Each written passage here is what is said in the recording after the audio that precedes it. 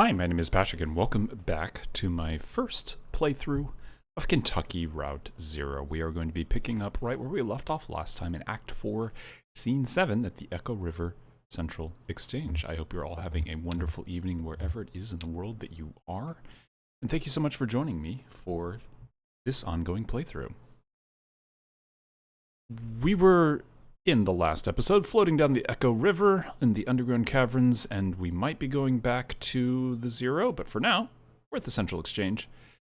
And we're going to see what it is that we have to drop off here. Oh, hello. Thanks again for your help. This is about as far as the tugboat can go. You know, noise and lights disturb the bats. I usually send Will, but I thought you'd like the chance to meet Dashiell. He's the guy who worked at the TV station WEVP. So, you'll pass through the Bat Sanctuary, which is really nice, by the way. Be sure to check out all the plaques and stuff for cool bat facts. Plenty of time. Anyway, the Echo River Central Exchange, or excuse me, Consolidated Auxiliary Switch number 30. They changed the name when the power company took over. Anyway, it's just on the other side of the Bat Sanctuary. This package is going to Poppy. She's an operator. The operator. We'll meet you on the other side at Sam and Ida's for our scheduled early breakfast stop. Just follow the river. Can't miss it. Oh, I almost forgot. You may or may not be interested. There's this kind of weird memorial sculpture on your way in just before the Bat Sanctuary. I always recommend people at least stop and take a look at it. It's really sort of... I don't know how to say it. You should check it out. Oh, that's cool. Good to know. Okay, bye. I can turn the lights on and off. Okay, cool. Oh, we're on the move. Okay. It's evening where you are. Got it. Oh, I can steer. Okay, cool. Oh, I can't steer. I can move the flashlight. Got it. Hello. Can I... okay, we could point. Oh, what is that about? It's kind of freaky looking.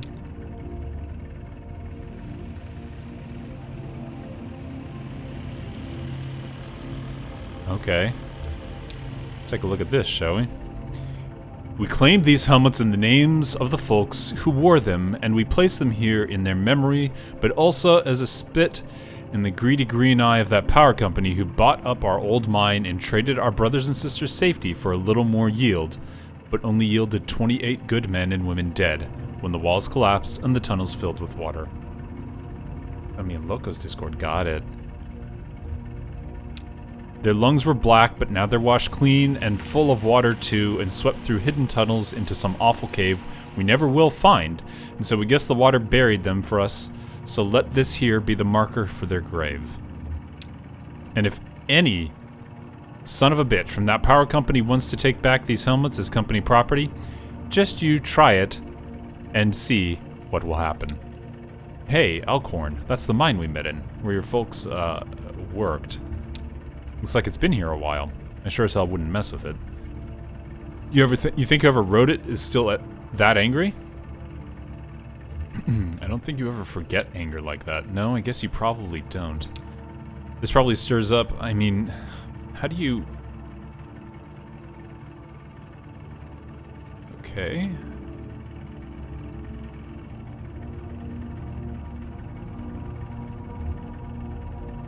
It's fine, I'm glad this is here. People should remember this happened. Well, here we are, remembering, and I don't even know it the first time around. And I didn't even know it the first time around, but here I am remembering it now. That's a fine memorial, I guess.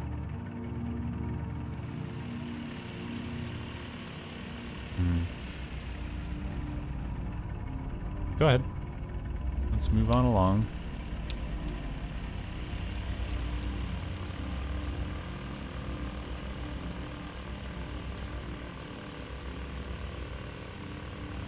Oh, hello. Oh, those weirdos. I do not like those people. They're strange. Can I not see them? No, no, there they are. Floating on towards me. Hi. Strange, weird, odd people. What are you looking at me like I'm crazy? What? You're looking at me like I'm crazy. Haha. Just sometimes I don't even know you, even really know you that, yeah. Well, That makes 2 of us. You know, those guys from the distillery are just making the best of a bad situation, just like the rest of us. Hey, one of them said to me earlier they could even help me take care of these medical bills for my leg, you know? Get it all together on a plan, consolidated.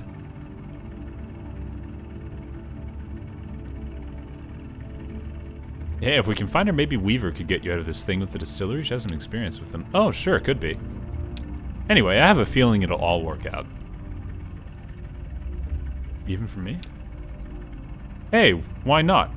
Seems like we're getting pretty close to finding your cousin, right? And besides that, you're young and smart. Plenty of time to bounce back from whatever. Is this no, this is not pre-recorded. I do see what you're saying, and I am commenting on it as I read it, but thank you for your patience as I play through, because there's a lot of text to be read in this game, so I am reading it as it goes. Listen, that old truck I've been driving belonged to my boss, Ira, Lizette's husband. To be honest, Ira didn't like me very much, but somehow Liz got it into her mind that he would have wanted me to have that truck someday. Maybe to make up for all the yelling he did, or maybe so his ghost could hold it over me, just one more thing to feel like I owed him for. Anyway, they got their own trucks at the distillery, and now that the antique shop is closing up, I've got no use for that old truck. I was thinking you could take it.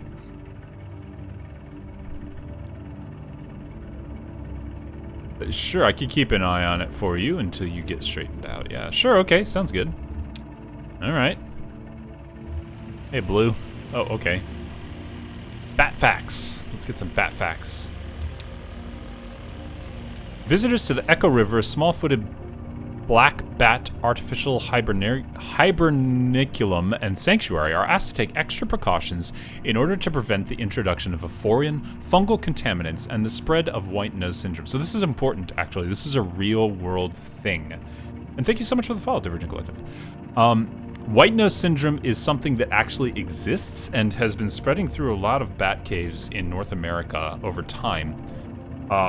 It's a fungus that infects the noses of bats and causes them to become fuzzy, and it disturbs their hibernation and their sleep so that they can't rest, and then they get woken up and basically end up exhausted and dying because of it. So if you ever visit a cave that is known to have white nose syndrome, you need to be extra cautious that you do not transfer it to other places that do not have white nose syndrome. Unfortunately, many of the caves out there in the US are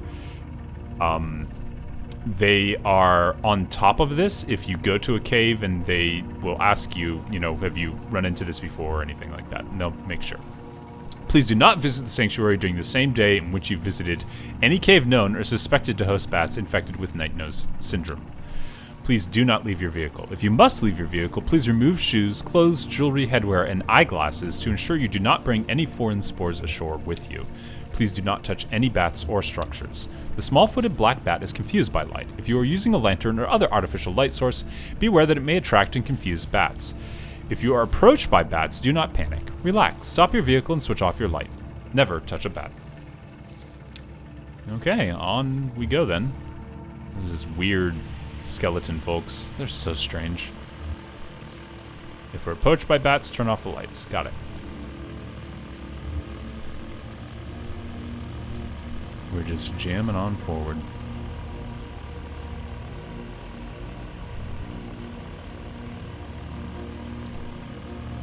Ooh, more facts. Hold on, I see your message. I'll read it in just a second. Let me just pause this so it doesn't advance. All right. Have you ever thought of reading creepypastas? You know, I haven't. I know that's a popular thing. Huh, maybe I'll give one a try and throw it out there on YouTube or something and see how it is. But thank you for the suggestion. That's not a bad one. Ever talk with your mouth full? Bats do it all the time. Oh, there are bats. Bats talk in extremely high-frequency clicks, too high for humans to hear. Then they use their powerful ears to scan for the echoes of these ultrasonic clicks. By comparing very subtle differences in the time these echoes take to come back, differences of just millionths of a second, bats are able to picture their environment with enough accuracy to catch a flying insect. Once a bat has caught an insect in its mouth, it's still flying, and so it still needs to avoid running into anything, so the bats keep clicking away, even while they munch on a tasty bug snack. It may be poor table manners, but it's crucial for surviving in the dark. I wonder how the other bats know whether one of them is really talking or just chasing a bug. Just chasing. Sometimes hard to know with people, too. Oh, yeah, like, how about this weather? I guess there are layers to it, right? Sometimes you just need to get the other person talking so you can check their body language or hear what their voice sounds like. Find out if they're really friendly or angry or drunk. Oh, dude is clearly drunk, by the way. Oh, we can't move if the lights are out. Okay, let's move. Creepy pastas, huh? There's one I really love, the Russian sleep experiment, if you're not familiar with it. That's definitely my favorite creepypasta.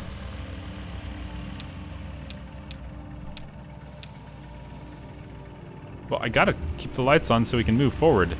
Okay. Abandoned by Disney. I'll check that out.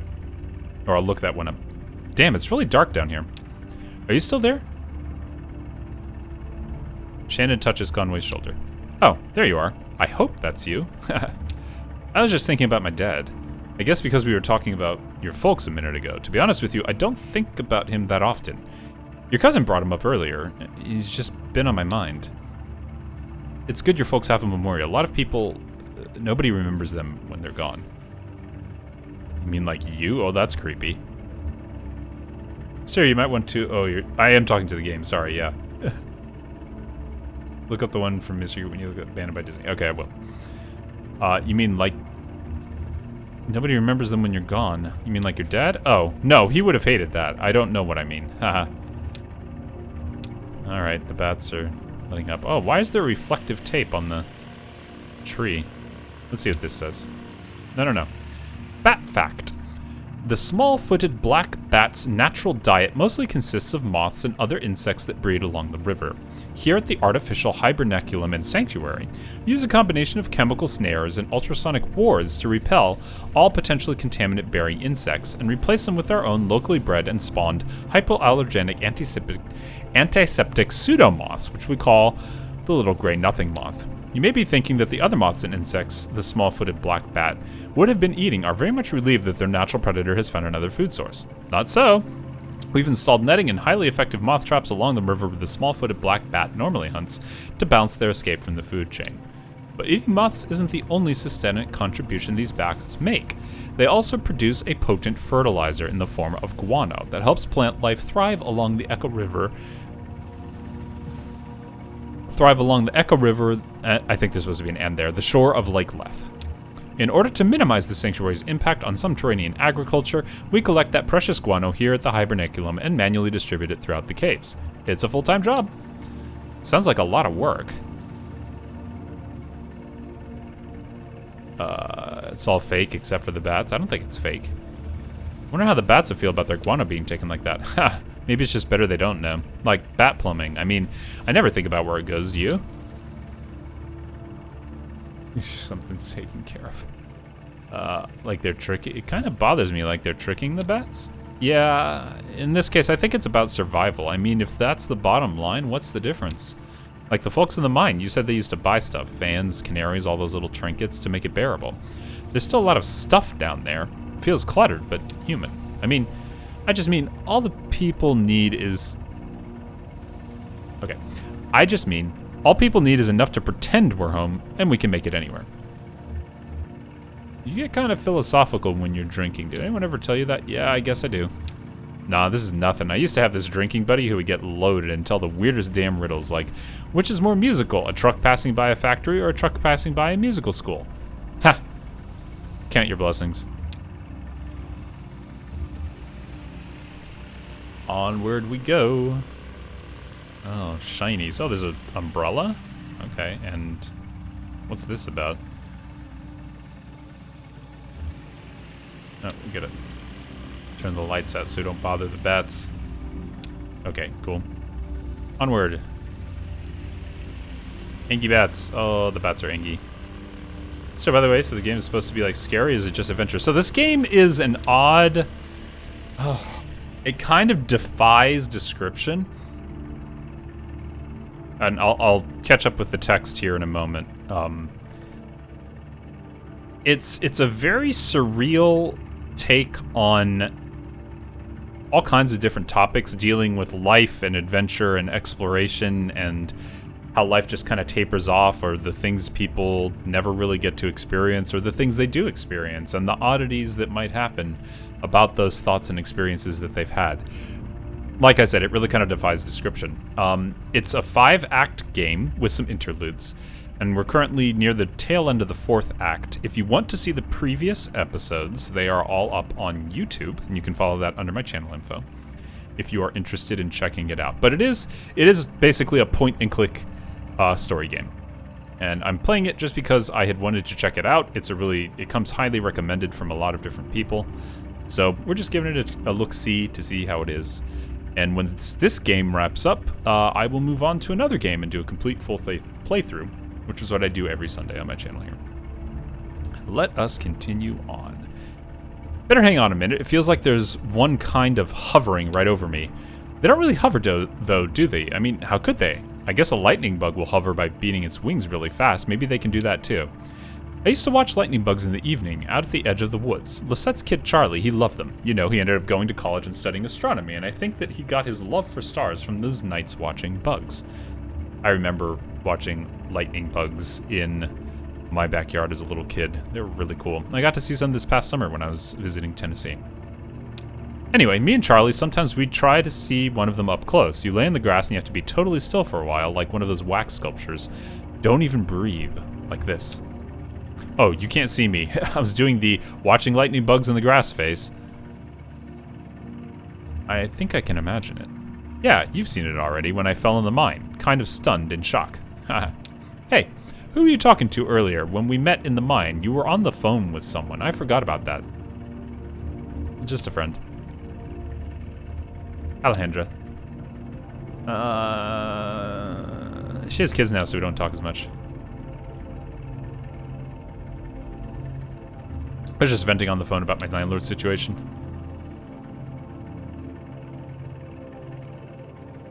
She was very patient, but I could tell she had no idea what I was talking about.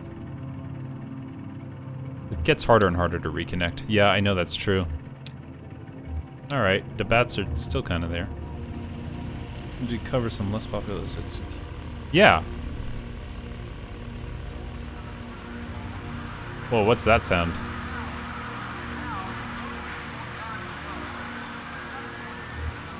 That was a weird noise. Let's see what this says. White nose syndrome is still largely a mystery. We suspect that the white fungal growth which appears on bats' faces and wings irritates and confuses them, causing them to awaken early from hibernation and venture outside, depleting stored energy they need to survive through winter. But biologists are nowhere near curing the disease. It spreads quickly, and it is highly fatal. In this way, white nose syndrome has drawn some comparisons to colony collapse disorder as suffered by bees. White nose syndrome and colony collapse disorder are sudden, violent, and mysterious. Will honeybees and the small-footed black bat be two more lost species wiped out in a geological blink and forgotten in natural history? It's possible that a cure won't be identified in time, so the sanctity of this artificial hibernaculum is our best hope of preserving them. As you leave the small... this is such a mouthful. As you leave this Echo River small-footed black bat hibernaculum and sanctuary, please make sure your vehicle and clothing are free of hitchhikers.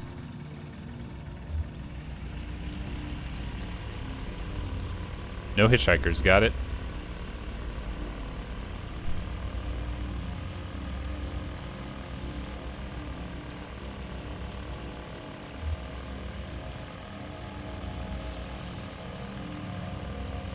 Bats are all kinds of cool.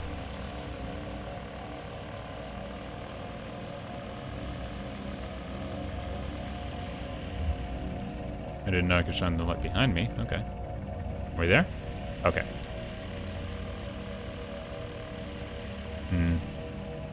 Okay. Power cables. Ah, I think we're just about here. It's so weird seeing power cables. Central exchange. Okay. Onward we go.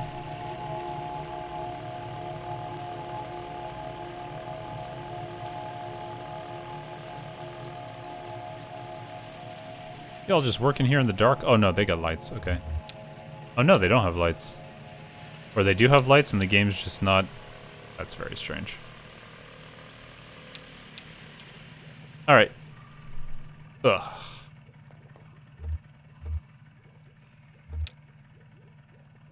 Careful up there. Can't drive your new truck if you slip and break your legs.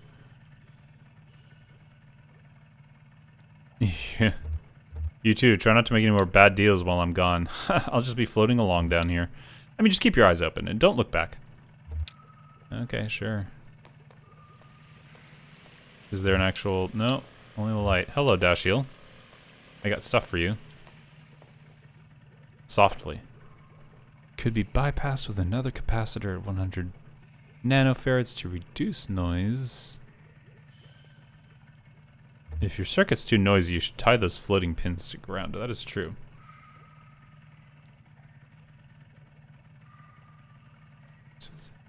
That's a long question, and I will probably answer that in more detail. If you want to ping me on Discord, we can have a discussion about that there. If your circuit's too noisy, you should try putting pins to the ground. Huh. That's a pretty good idea. They're probably picking up all kinds of radio interference. Dashiell Morris, pleased to meet you. We don't install this type of phone for customers anymore, but there are quite a few of them still in circulation. Anyway, the new system doesn't source enough current to ring these old bells, so I'm trying to come up with a workaround. Maybe a little box the customer could attach right before the wall jack. So you do still work here. On the tugboat, they weren't totally sure. No, no problem. Oh, well, yeah. I'm here just about every night. Is this your first time down here? Yeah, I can tell. Your eyes can't quite adjust to the light. It takes some practice. Believe it or not, I've been coming here since I was a kid for one reason or the next. Back then, this place was a train station. It's true. They had bats then, too, but they were considered a nuisance. Train station. Hydrate. I will do that. Thank you. What'd you come here for as a kid? Let's ask that. I usually came here with my grandmother. We took the train out to the town she lived in, or in the other direction back to my parents' home. In my memories, it was always cold. Winter, I guess. Sometimes now, I walk along the tunnel, run my hand along these wet stone walls, and close my eyes, ringing footsteps in the drip, drip, drip of the grimy stalactites.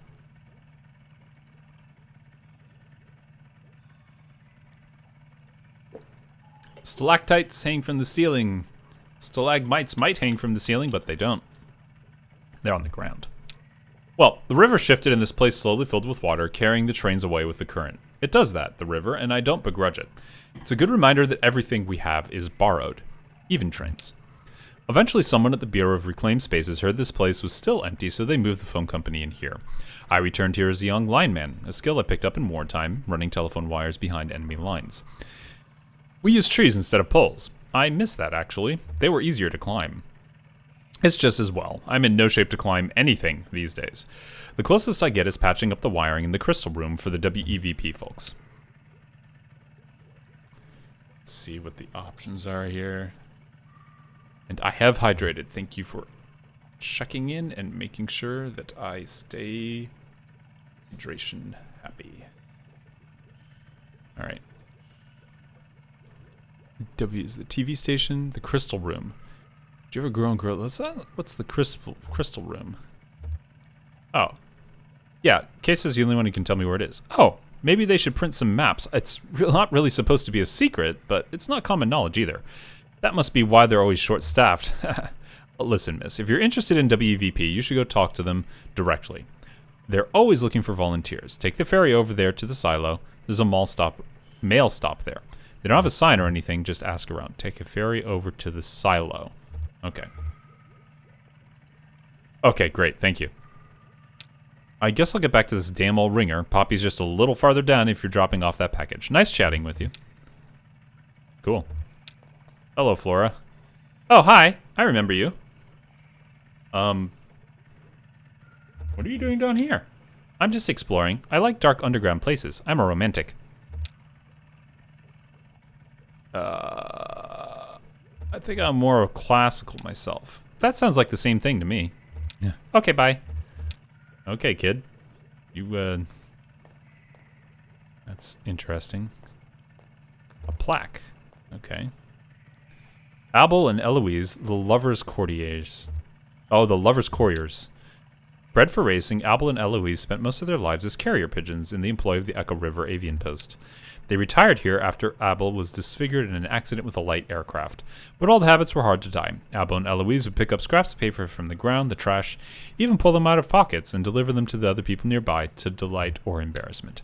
Word spread and travelers passed through this tunnel began to come prepared with love letters, poems, and other written desires to pass along indirectly through these pigeons.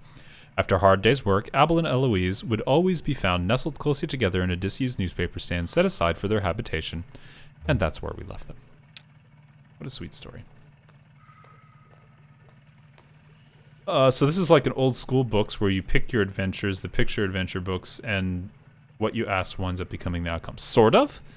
I don't think that the story changes super much, but you can definitely get different storylines if you stop and you, like, if I were to play back through this again and choose different choices, I would probably get different stories, but I don't think that the overarching story would change. So it's not truly a choose your own adventure. It's more like a pick which part you're interested in. Just set it right over there by the lamp, sweetie, thanks. Actually, just a minute. Who does that parcel claim to be from?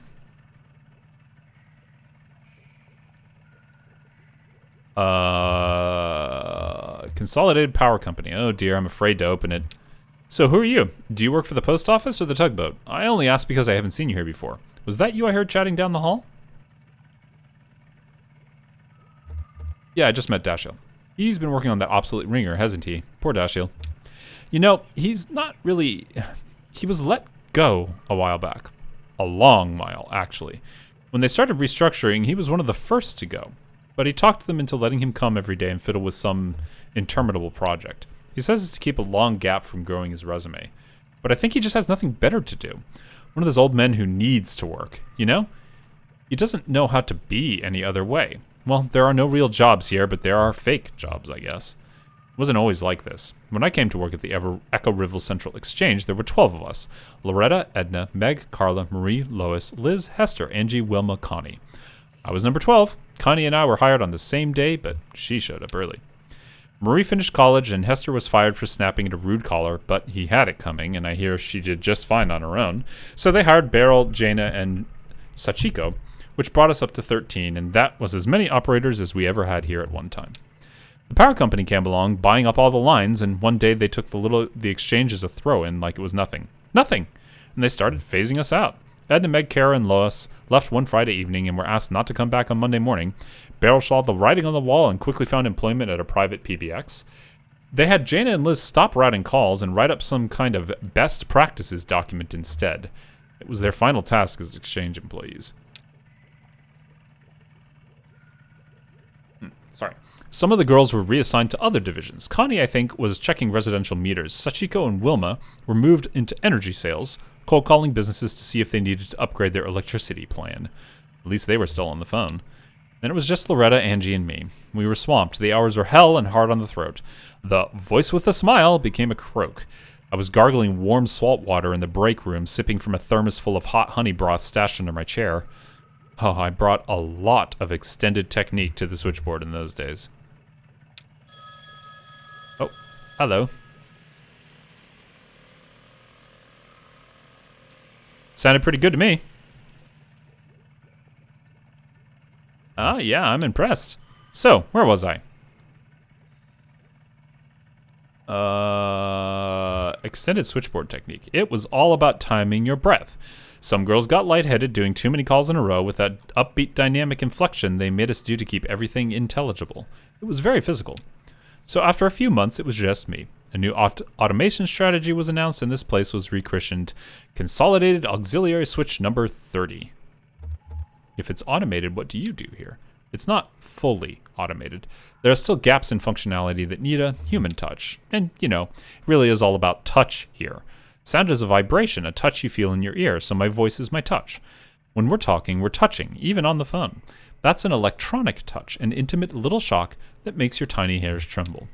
But that's not even what I mean when I say it's all about touch here. When the power company first tried automating this old exchange with fancy new transistor arrays, the switchboard caught fire. It was just too much, too fast. So they tried using some clunky old mechanical relays, but then the calls were getting mismatched and out of sync. It was a nightmare. Their technicians determined that the phone system down here had been designed ad hoc over decades around the specific tempo of its human operators. So short of replicating the whole thing, not to mention all the wiring, they'd have to work out the exact timing of every little human gesture that goes into routing a phone call. And that, officially, is my role here. I run the switchboard for the whole exchange. Once the work of 12, I'd like to remind you. They have some kind of machine somewhere that tracks how long it takes me to do each little thing. The caller never hears my voice, they dial, my little indicator lights switch on, and I make the connection. Do you miss talking to callers? You know, there's something that bothers me about the process, besides the fact that I'm training my replacement who isn't even human. Here's what I mean. How long do you think it should take to time my every move and recreate that timing in an automated switchboard? A rough estimate. At least a month. That's what I said, but this has been going on for over a year, and a very dark thought has started to nag at me. What if there is no cheap machine that's going to replace me? What if it's cheaper to just keep me here, filling in for the rhythm of the operators? What if I'm the cheap machine? Why don't you just quit? In this economy? Oh boy, yeah, in this economy. Thank you, Poppy. That's exactly what I needed to hear. I'm gonna have to mark that to clip it later, because that's something. Gosh.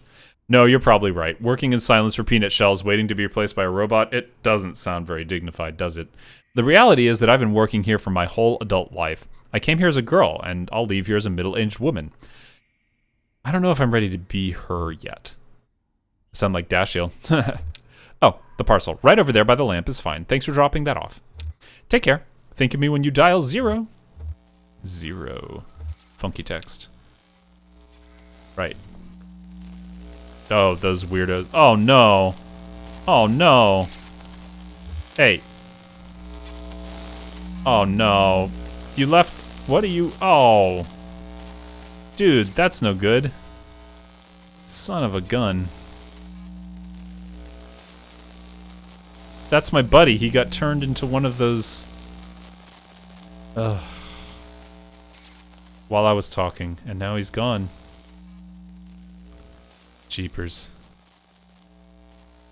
I didn't do it. He did that to himself, to be perfectly clear. That was not my doing. I guess that's just where the story was going to take things in the end. Now we're back. Oh, now we're on a little rowboat.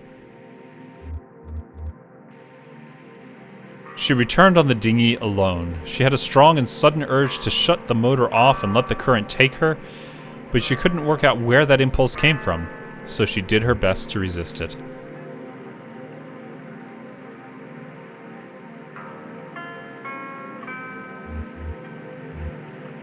She met a flower salesman on a raft. They floated alongside in buoyant pots, bobbing untethered. He corralled them with a long pole in the stream with small adjustments. She leaned out over the water to get a closer look. He'd just started work for the day, so his stock was full. He pushed a few bouquets her way. First was an elaborate bundle of pomegranates arranged in the Roman style. He said it was her particular kind of person. If it didn't remind her of anyone specific, she'd better move on. Next, a delicate mixture of dandelions. He was feeling distracted when he first designed it, but some customers found it hopeful. Finally, an elaborate mixture of snapdragons made to look domestic. He suggested it would make an appropriate apology bouquet. He drifted away with the current, pushing his flowers along with the raft.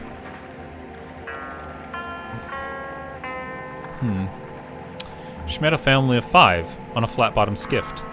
The boat was loaded to capacity with black plastic bags and a few larger pieces of furniture wrapped in a blue tarp. 3 paddled, the 2 adults and the older child. The 2 younger children slept. They'd been traveling all night, first by car and then for the last few hours by boat. Hungry and tired, they didn't plan to stop until they reached West Virginia, where a relative had offered to take them in. But the adults were happy to take a break from paddling in weary silence. They asked her about her river journey. She told them about the memorial.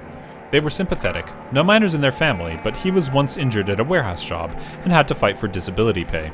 They knew what these companies were like, and what it was like to have to assert your humanity to them. They wished her well and paddled on towards West Virginia. So the setting for this is all somewhere amorphously in Kentucky. It's like Kentucky Route Zero, right? She met a guitar player pedaling a floating bicycle with his dog in tow. He said they took turns. The water was cold, and the floating bicycle, while technically marvelous, wasn't quite buoyant enough for both of them. Swimming is hard work. The hardest work that dog had ever done, he expected. You know, the good about Kentucky except the fried chicken. No, there's some pretty cool things there. Lots of nature outdoors. It also has the largest cave system in the entire world. Mammoth Cave National Park. They'd been traveling this way for most of the night, struggling through the icy water, stopping to recover when they could find a rock large enough to start a small campfire. He had his belongings stuffed into a weathered guitar case at the end of a thin rope. It floated pretty well, or so he only had to keep an eye on it, occasionally free it from some rock or driftwood it had caught on. She invited him to ride a ways in the dinghy. He appreciated the offer, but they weren't in a hurry.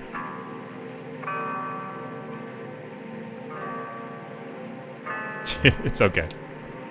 She gave in, shut off the motor, and floated for a while. Then she knew what she'd been craving. A moment of silence.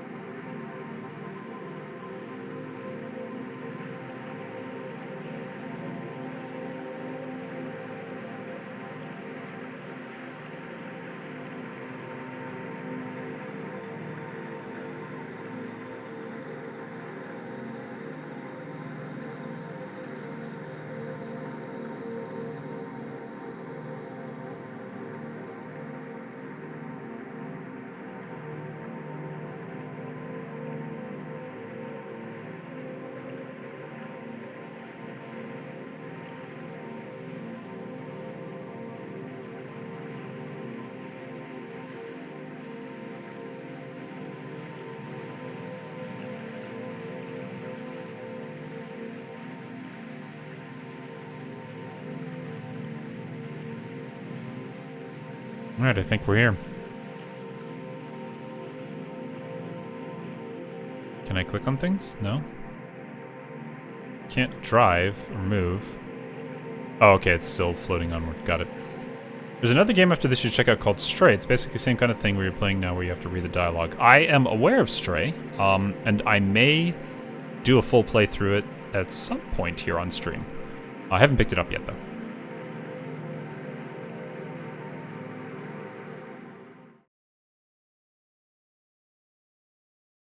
Act 4, Scene 8. Sam and Ida's.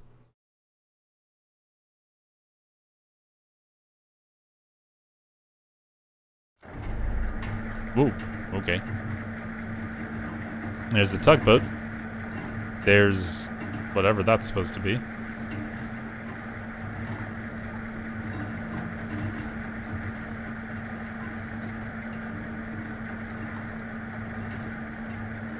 Is that like a diving bell? Oh, I can move. Okay.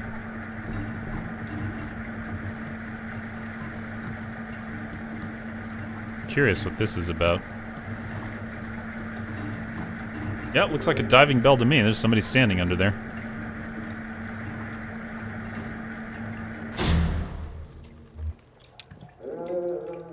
Hello out there. Headed up or down? I'm just looking for the crew of the Mucky Mammoth. Yes, ma'am. They stop here every morning. I expect they're upstairs now, and Ida's got the coffee going. Use a cup myself. It's cold down there. Well, head on upstairs and she'll take care of you. I'll be along in a minute. Alright. Let's head on upstairs then, shall we? Oh, come on. Do do do do do. Do do do do do. Do do do do do. Do do do do do.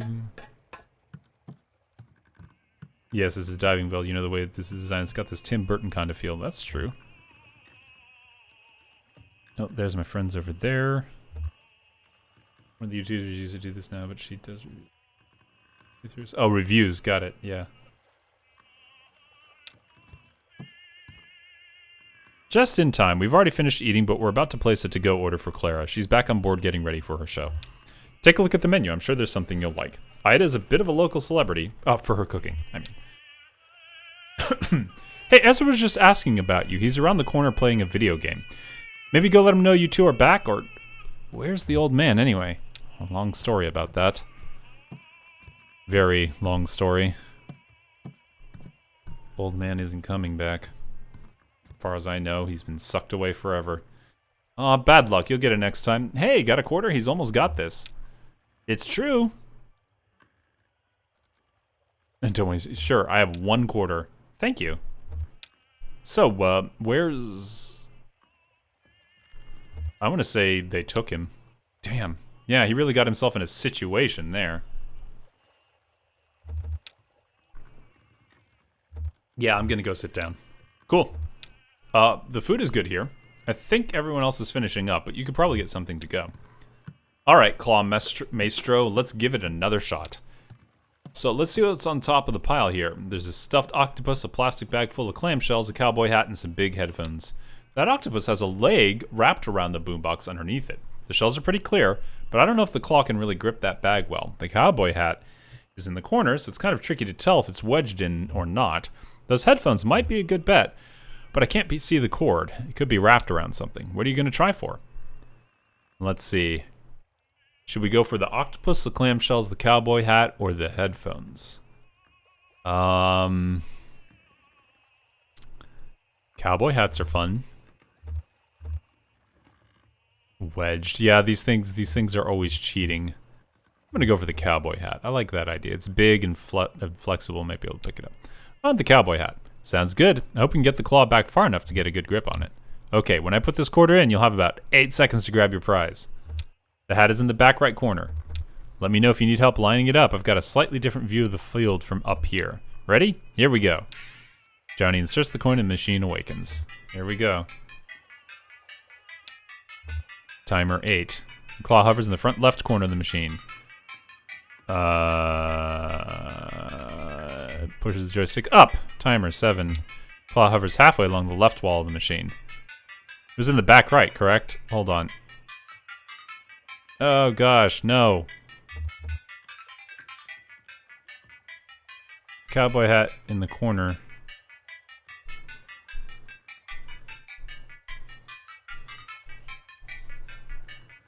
Far back right corner. Okay, so the claw is halfway along the left wall.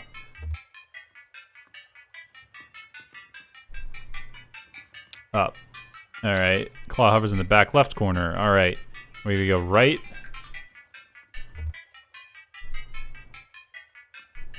You gotta have the look. I think this kid could pull it off. Push the joystick right. Claw hovers halfway along the back wall. Oh god, this music. One more right. Timer 4. Claw hovers in the back right corner of the machine. Alright, let's see if he says, does this look right? Yeah, it looks good to me. Go for it. Alright. Push the button to drop the claw. The claw drops. It grabs the hat. The claw is only able to get a hold of the brim. It's not strong enough to pull the hat out of the machine. Sorry, kid. That hat would have looked good on you too. But I guess it's just too far back in that corner. Hey, listen.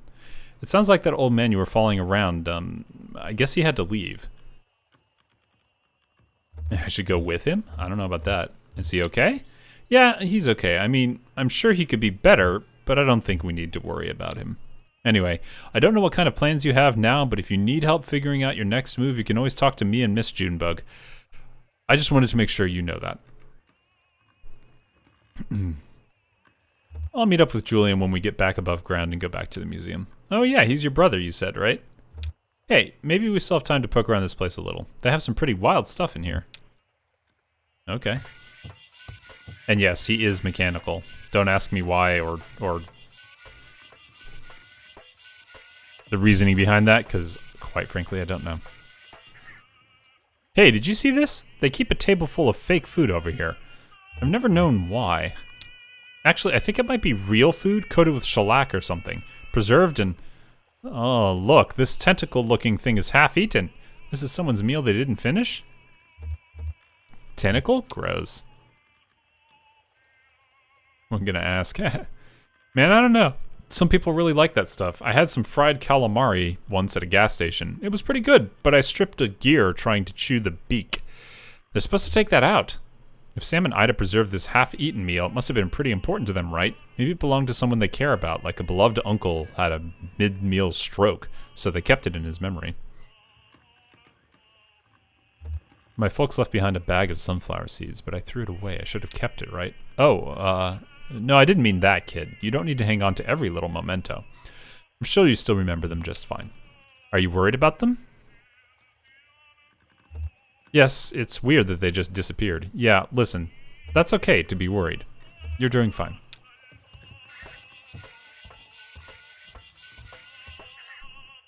Weird, somehow I thought it was his truck, and delivery and all.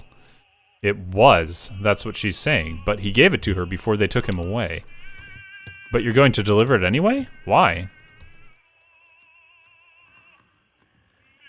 Somebody's waiting for those antiques. Have you got a name or just an address? Maybe it doesn't matter. Even having discharged all that whatever it is onto the lawn, I'm sure you'll have fulfilled your friend. You'd still have fulfilled your friend's obligation. Johnny and I will help you unload when we get there. To Johnny, lift with your legs, Cricket. Yes, ma'am. That is very important. Always lift with your legs, never with your back. Caligari from a gas station. If that doesn't give you volcano, I don't know what will. So how was everything? How was the sweet cave snail? Devastating. You're a killer, Ida. Well, I can't take all the credit. Sam came across a whole cave snail's colony down there about a year back, and we've been leaving rock candy for them to gorge on since. We just started harvesting earlier this month. Yes, it's all about patience down here. Everything grows more slowly in the dark. There's a fish in Lake Leith that lives to 200 years, and its flavor profile only develops at about 75. I've got a pot of bones in there that's been stewing for at least a week. I don't even remember why I put them on. Come to think of it, I don't even remember what kind of bones they are. Oh, we need one for the road. Clara said she wanted, something primordial, she said. What does that mean? Kate reviews the menu. I think she meant something from very deep in the lake. Ah, could be. Hands Shannon the menu. Here, you pick. I'm not good at this. Shannon inspects the menu. Let's go with salamander logs, sweetwater cuttlefish spread, balsamic spinach. Let's turn the page. Maybe crab and tomato cakes with Kentucky remoulade, mollusk cakes with orange butter sauce, aged blind cavefish and small salad. That sounds good. Aged blind cavefish and small salad. Good choice. Your friend will love it. I'll have that right out, sweetie. Ezra leans over the table and carefully examines the preserved food and drink.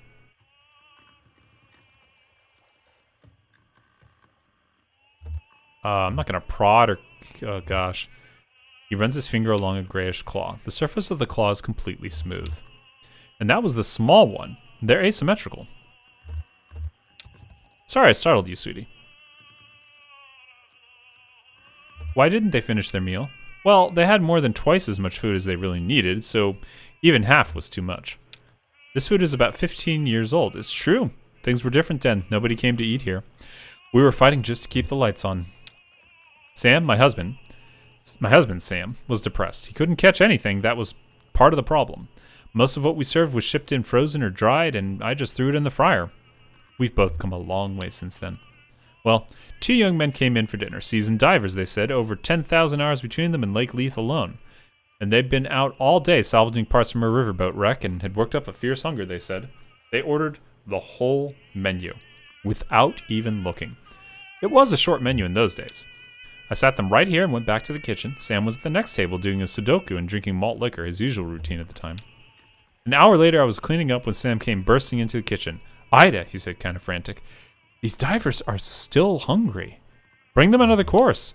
And I said, they already ordered the whole menu. Sam said, make something new. Keep making up dishes, whatever. Just keep bringing out food. So I did until the small hours of the morning. I made up so many new dishes that night, I could write a book. And it was good. Inspired. But I was working so hot and fast at the burning edge of inspiration, I didn't think to write any of it down. And I was so wrecked with exhaustion the next day, I knew I couldn't remember what all I'd done in the kitchen. Sam thought we could take a photograph of the leftovers, but we wouldn't get the lighting right. So we just select the whole table. Now, when I need inspiration for the menu, I come and look here and think about all these ingenious dishes I threw together for those divers. Of course, they didn't pay their full bill. I heard one of them complaining to the other, let's just pay half and let them charge the other half to whatever demon in the kitchen kept making up food faster than we could ask for it. But it all worked out. Things have really turned around since then. This place is actually pretty popular now. The success in our expanded menu inspired Sam, too. He started bringing back the most magnificent ingredients from his nightly dives. I better get to work. Stay right here, sweetie. I'll bring you a treat on my way back out. Hey, do you drink like cheese and honey or like water or something while you do these games to help your voice because of all the reading? So, I drink water to stay hydrated, and sometimes I'll chew on a little bit of lemon because that can help too. But I also have a background in theater, so I'm used to talking for extended periods of time, and I only do this once a week, so it doesn't kill my voice, and it's only for a couple hours, which isn't so bad. If it was for longer than that, then yeah, I might need to do something more, but no, I usually just drink water. And like I said, maybe a teeny bit of lemon to help. Hey Kay, how's it going? Thank you for stopping by. It's great to see you here. Okay, let's get on with the story. Teas, got it, not cheese. No, I do enjoy tea, but I don't specifically drink it while I'm doing long playthroughs like this one. Speech to text, oh my goodness, yeah. Just hanging out. Awesome, well this is a great place to hang out. We're playing Kentucky Route Zero, which is a weird, esoteric, story-driven game. It's kind of like almost one of those walking simulator games, but you have a bit more choice than those do. And it's got a really strange story that I can't even begin to describe, other than it takes place in Kentucky, and a lot of really weird stuff happens. Not horror stuff, just weird stuff. Well, buddy, I guess you're the catch of the day. The one and only. So what are you? You look like, well, some kind of eel, I guess? Kind of a mopey little guy, huh? Yeah, I can see it in your eyes. You smell like sort of buttery? Well, that should be just fine. Skin feels like sandpaper, huh? Well, she'll figure something out. I think I'll call you rich gold eel, sawtooth eel. Very fun. I love it. Yes, it is. It's just really strange. We are in Act 4 of 5 acts, and I've been playing it for at least 6 or 7 streams now. I don't remember. I missed a couple weeks there because of other commitments. Let's call this the rich gold eel. Welcome to Sam and Ida's, the one and only rich gold eel. I hope you enjoy your stay. I mean, not too much. Have you ever seen a creature like me before? You were pretty far down there. I wouldn't be surprised if I'm the first, except there were 2 divers who went before me long ago. Maybe that was before your time. How old are you anyway? I wonder. They ate here once back in the bad old days. 2 young guys, could have been brothers maybe. I was over in the corner with my coffee and crossword. I haven't even been able to catch a thing, so I'd have just fried up something frozen. Well, these guys were hungry enough to eat it and ask for more, and they did at least as much talking as eating. See, like I said, they were divers, and like I said, they might have been brothers. They had a kind of a rivalry going between them or something. Ida was about to write up their check, but I slipped calmly and quietly into the kitchen for a minute and told her just to keep bringing out food. I figured they wouldn't notice caught up in their boasting as they were, and I wanted to listen. Hey, Divergent, no need to do that. I know Kay from another stream. They are a pal. Yeah, I guess you could say we're like pseudo-internet pals in the way that pseudo-internet people kind of pseudo-know each other and have never really met in real life, but are pseudo-friendly with each other in that sort of strange way. I kid. We're totally cool. They went back and forth for hours about all the deep and dangerous dives they'd been on, new tunnels they'd discovered, all the weird creatures they'd encountered on the weirdest depths of Lake Leith. It was like a dance, no, like a boxing match. Each story went deeper than the last, and I listened to every word of it, memorized every description of every tunnel and diving route they'd discovered. That's my map now, you see. For 15 years, I've been using routes those 2 young divers discussed right there at that table. Yeah, I could write a guidebook to the depths of this lake, but I don't dare. Someone would steal my good diving spots, and then where would I be? We be. See, people come here from all over just to try our daily catch because they know it's unique. Ain't you proud? Since I can't write any of it down, I just preserve the table where they had their meal so I can look at it to jog my memory. Like, they were eating pickled crab when they talked about that shipwreck full of salamanders. Pretty clever, huh? It's my own secret code. Yeah, Twitch friends. Yeah, absolutely. Well, I'll be straight with you, Rich Gold Eel. There is one feature of this arrangement that I find unsettling. In fact, I lose a decent amount of sleep over it. I told you those boys were competing, right? One-upping each other? I mean, getting wilder and more adventurous as they traded tales? Well, I navigate mostly in the dark down there, just going by touch and a kind of mental picture I can construct from their detailed boasts. And every time I explore a new diving spot from those recollections, I have to weigh it all against the risk that I'm headed right into a dangerous falsehood. One of those men could have felt for a moment like he was losing some ground in their little duel, so he could have slipped a fake one in there. Maybe told a fib about some dive he went on and found a colony of blind shrimp living in a discarded refrigerator. And when I get down there, my diving bell cracks open on a sharp rock where he said the fridge would be. And that'd be end of Sam and Ida's. To be honest, that possibility puts the fear of death in me every time I touch water. Get images of certain words, like pickle crap. And crap. Why does it keep giving me the down arrow? I can't walk around. Oh, hey. Hey, Sam. Good haul tonight? We'll see what she can make of it. Yeah, pretty good, I think. I hit some trouble down by the narrow tunnel. Some fast-growing freshwater barnacles just about sealed it up. Picked away for half an hour before I gave up and went around the other way. But I got the catch of the day. That's the important part. That's what people travel for. Are there a lot of fish in this lake? It seems so quiet. Yeah, there's a fish or two. Not too many. It's not like a surface lake where you got sunlight propping up the food chain. Life down here grows slowly, patiently, quietly. Will you stay for a drink? I've got a dark rum that goes well with coffee. That's... It's a bit early for me. Yeah, seems like it's always too early. Oh, she's got your food ready. You all enjoy your meal, all right? I can't... Oh, we got music now. Okay.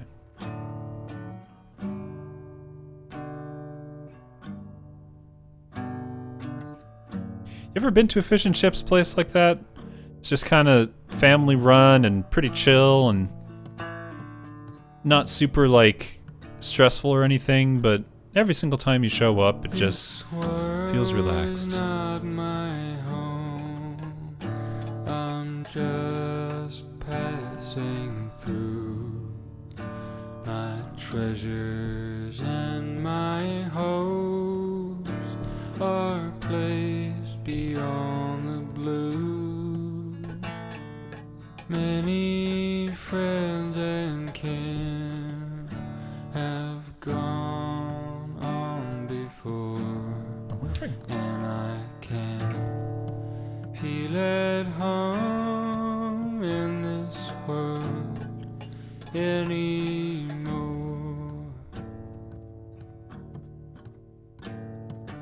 Oh Lord, you know I have no friend like you.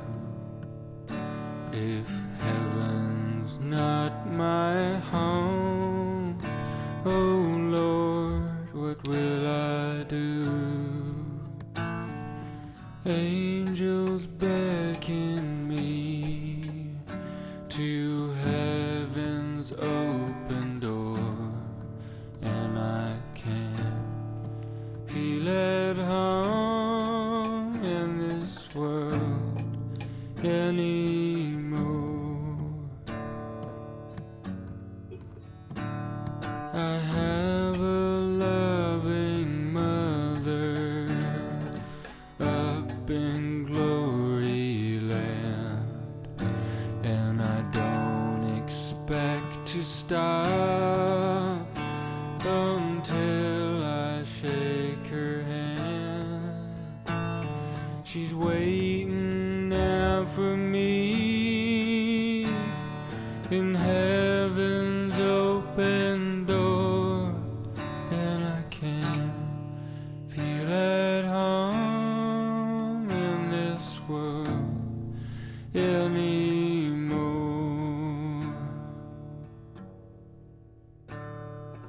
Oh Lord, you know I have no friend like you.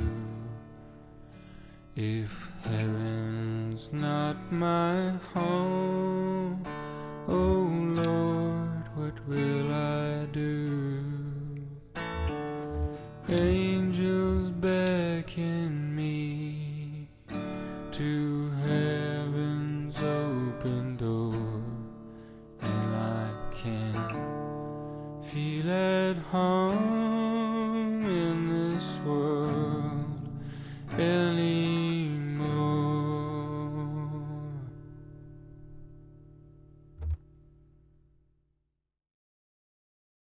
Sorry, I just needed to sit and listen to that one. You love fish and chips? Always crave it on Fridays because I grew up with Catholic grandparents. Love me some fish and chips. So do I. Song is sounding so Kurt Cobain right now underneath the bridge. Something in the way. Yeah. It is sad. But, you know, it's also hopeful at the same time. And what with our friend Conway just got taken by the skeleton crew. Literally. So, we'll see where we go next. Back onto the tugboat we go. Back on down the Echo River we flow.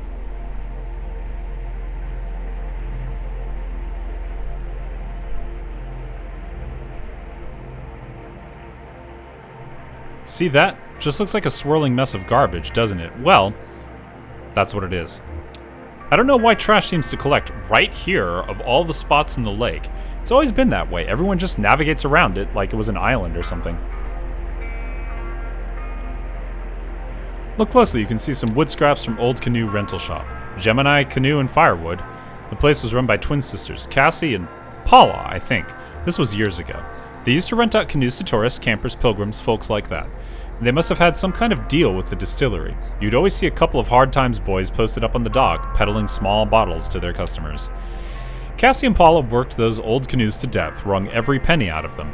They'd only take one out of commission when it was truly, demonstrably dangerous, and you couldn't get a refund unless your boat was visibly taking on water.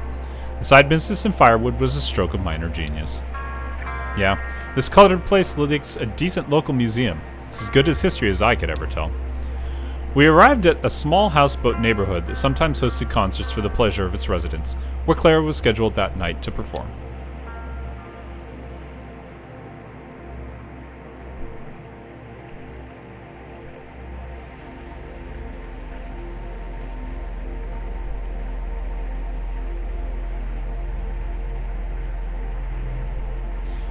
Junebug and Johnny watched the show from the dockyard with the others.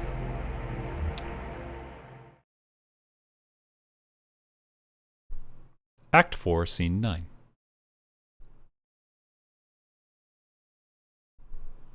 A neighborhood.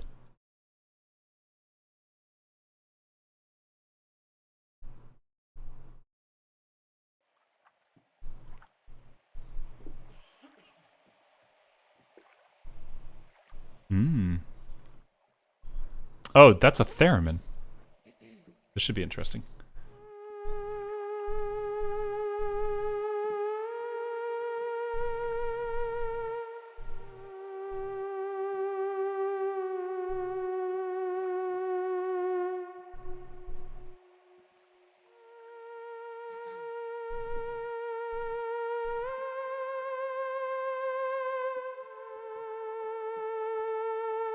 Oh.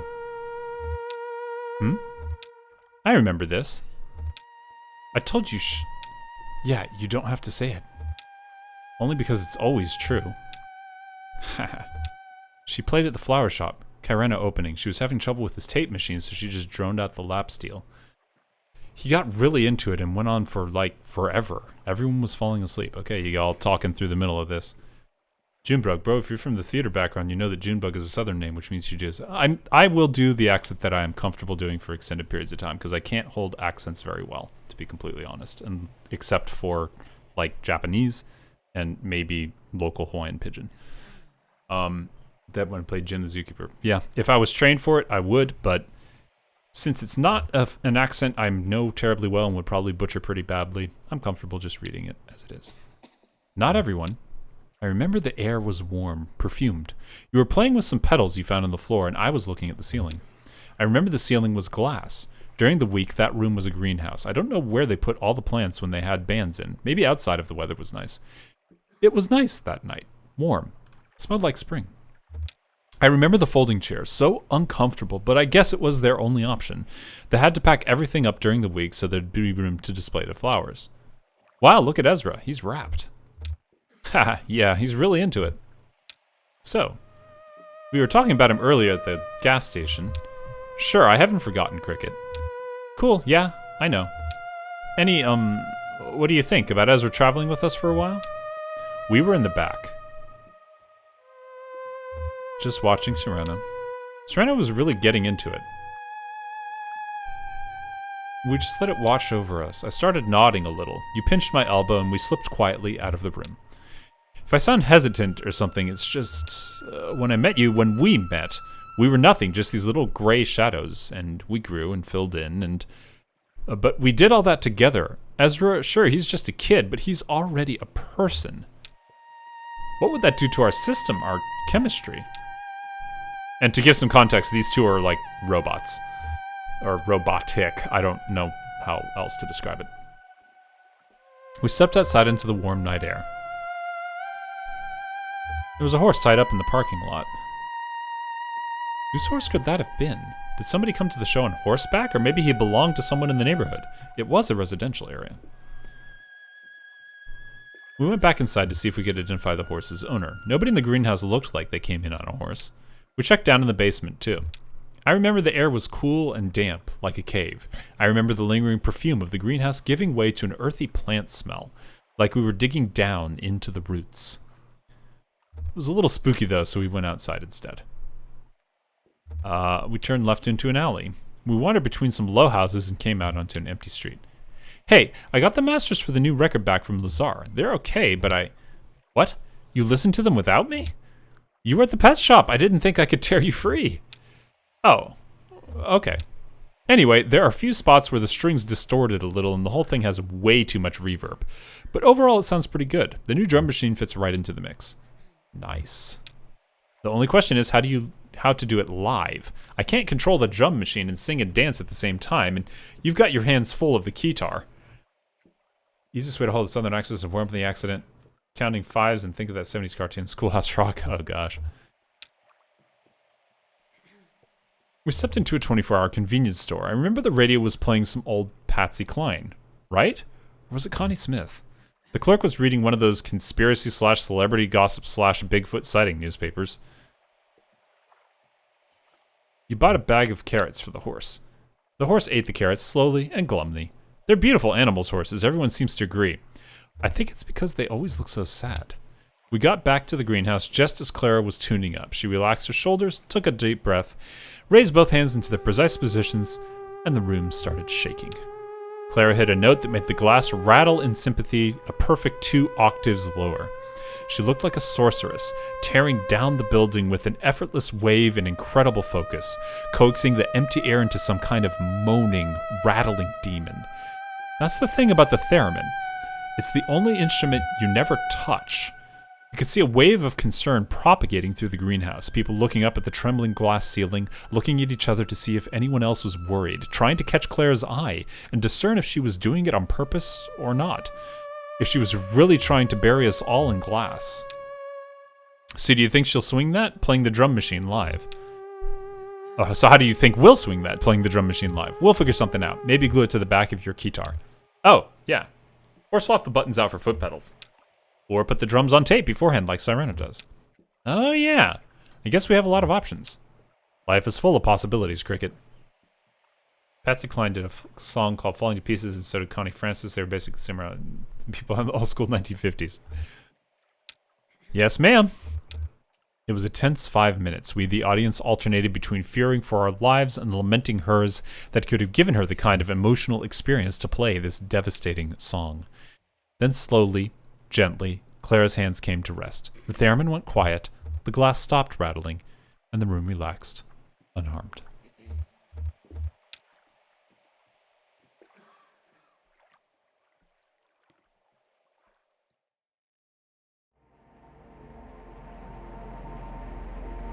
Back on down the echo we go, where we stop, nobody knows.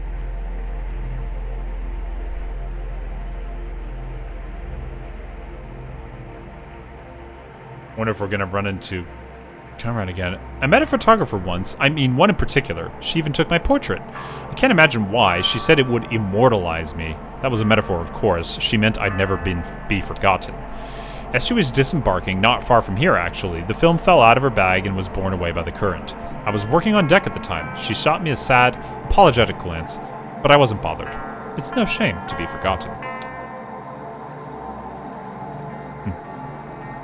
Our passengers, 2 lighter, disembarked at the mall to stop by the silo. They couldn't seem to get that old truck started up again, but we managed to roll it off the barge with only a minor scrape or 2. At the last minute, Clara decided to travel with them for a while. Kate and I said goodbye to our old friends. To our friends, the new and old, and the mucky mammoth rumbled on down the echo. So the truck was Conway's truck and Shannon as well. Act 5, Scene 11. Act 4, Scene 11, sorry. Silo of Late Reflections.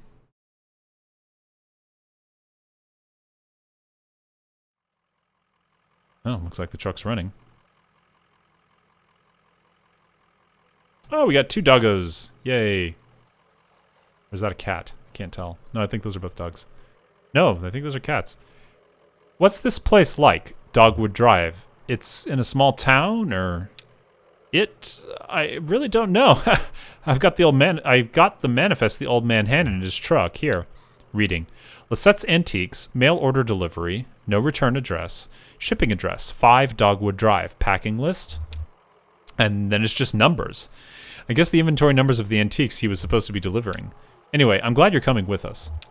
Yes, I'm always eager to see more of the country, and I enjoy the company. I'll have to find a bus or a train to get on to Nashville by evening. Well, they have buses everywhere, right? Or, hey, I could drive you to Nashville. Seems like I have a truck now, only... How are we going to get it up these stairs? That's quite a staircase.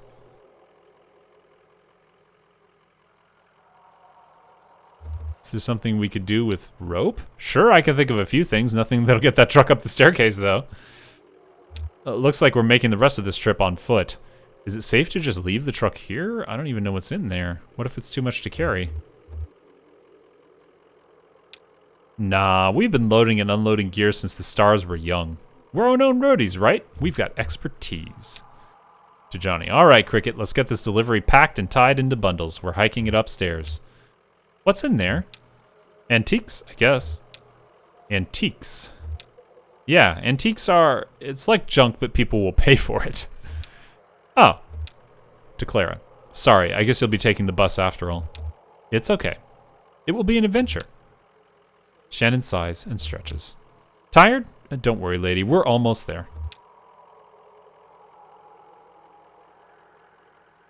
That is a lot of steps to climb.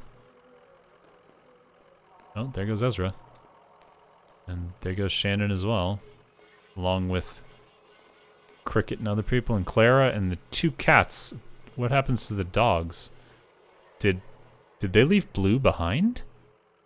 No, I hope they didn't leave Blue behind. That would be terrible. Leaving the truck behind too, ultimately.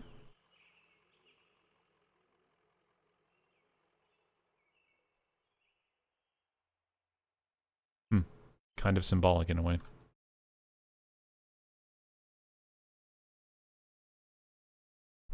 And that is the end of Act 4. Take a moment to stretch, stand up, crack your leg, crack your knuckles, roll your ankles. And then we're gonna jump right into the interlude here, Un Pueblo de Nada. Let's see what it has for us.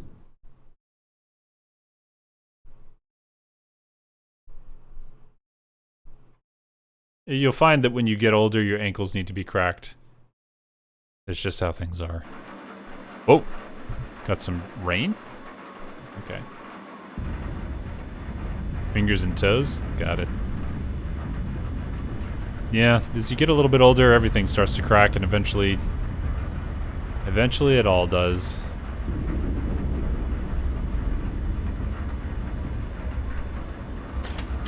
Hey!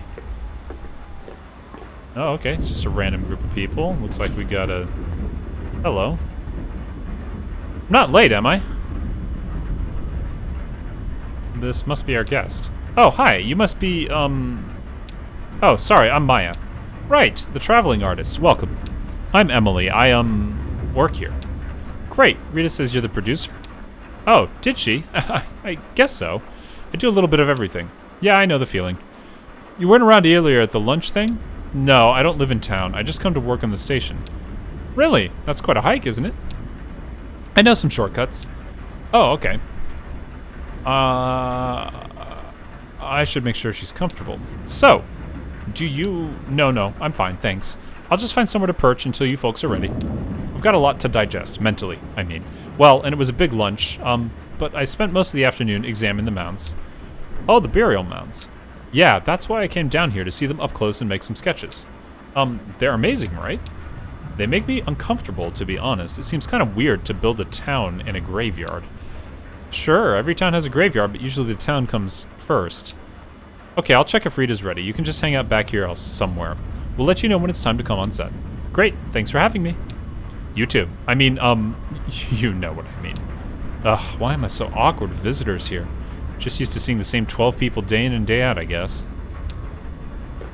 Oh. At least the floor is staying dry. My left boot has a hole. Looks like the ceiling is holding up okay, just the usual leaks. It looks like I just made it before the sky broke open. Oh. Ben and Bob working on a project. I hope the neighbors are okay. This is kind of cool. Miss you, Cross-Eye. What? Oh, it's WVP-TV. Look at that. Time to start the show. Hope the sign isn't getting wet. Oh, James left the patch wired up on the image processor. Slow-mo crow, keeping an eye on the control board. The video databank. Alright, Kyron is here to help with the weather report. Let's click on that. That should be cool. Emil gets a lot more into it when he has some noise to vibe on.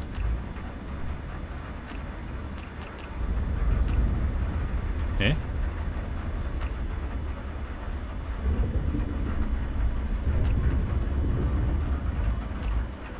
If it gets any word, we might be stuck in town tonight. Okay, been a job. We found the radio in the woods a week or two ago. I cleaned the circuits with rubbing alcohol and left it in the sun. Seemed like it was working okay, so why are they taking it apart? Hope the neighbors are okay. It's kind of a cool interactive thing. Miss you, Cross-Eye.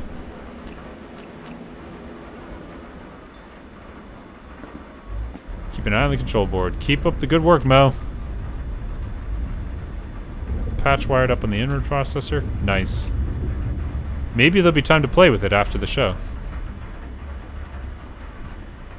The video data bank. It used to be on the other side of the room, and the couch was in this corner. We moved it here where the ceiling is leaking is least likely. It's farther from the windows too, so sunlight doesn't bleach the labels. 32. I'm pretty sure I'm closer to your age than you think I am. Oh, I got a good 10 years on you. Hey, Joker's Chooser. Welcome on in. So much of archiving is just playing hide and seek with the weather, isn't that the truth? And thank you so much for the follow as well. Alright, let's, I guess we're ready to start the show. There's nothing else I can really interact with here. It's cool that I can look around, though. Alright, let's start the show. It's Chosen. Oh, you're in Joseph's Discord. Awesome, welcome on in. Time to start the show. Okay, ready when you are. How does it look outside? Gross. Yeah, well, I'm not surprised. Saturn is in retrograde. What does that even mean? Yep. Think it'll let up? I guess we'll see what Elmo says. My poor tomatoes. Okay, in 3, 2... Hi, it's Rita. This is your evening broadcast, 8192. Wow, it's really raining out there. Damn, I can hear it from here. We have a few leaks. Put some pots and bowls underneath them. Thanks, Ron, for lending us your extra pots and bowls. I hope you had a good day despite the weather, although it was really nice earlier, right? I had a good day today. I met a new friend. She's going to join us in about a minute or so. Maybe you saw her earlier around lunch, or if you didn't meet her, then you'll meet her in a minute. Or if you met her already but you still want to hang out, I'm sure there's plenty that we can talk about. Wow, so this is 8192. Is that right, Emily? Sounds reasonable. Yep. To camera. That's a lot of broadcasts. I came in around the 5s, so I've only been around for half of them. And back then in the 5s, let's see, I did Night Noise, and then we had the Swap Show and the Bird Show, and people just coming in and dropping off tapes all the time. And now, well, it's just the evening broadcast. But it's not like, I'm not saying we're in decline or anything like that. I love the evening broadcast. I think it was the first show we had on here. Yes, wait, no, well, technically. It used to be the morning broadcast. Oh, and then that drama with the... But the cameras were over there, until we moved the cameras over to this side of the building, where the glare hits you right in the eyes at sunrise. Yeah, so it's the spine of the station. Or maybe it's the heart? Or is it the skin? What part of WVP body do you think this is? Why don't you come on by and tell us about it? We're going to be here for another 30 minutes or so. Or if you don't want to brave the storm, you can always give us a call. Same number as always, 270-216-5556. I'm going to write that down because I'm curious. 270-216-5556. Well, I am glad that you found me through Joseph's Discord, and welcome to this first playthrough of Kentucky Route Zero. We are between Acts 4 and 5 in an interlude. Okay, so we're going to start with a tape. This is an old one. It's one of mine, but maybe you haven't seen it. Or if you've seen it, it's been a while, so maybe you've forgotten. Ron whispering. Shit. What? She asked me to queue up her tape, Pueblo de Nada. Where is it? I don't know. It's probably still shelved. I'll find it. Ron silently mouths a thank you.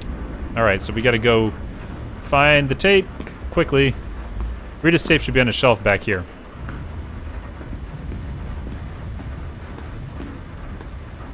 Emily scans the shelf of videotapes. Now these alphabetical. Maybe it's still in a stack. Oh, it's this. To herself absently. Can't keep anything here organized for long.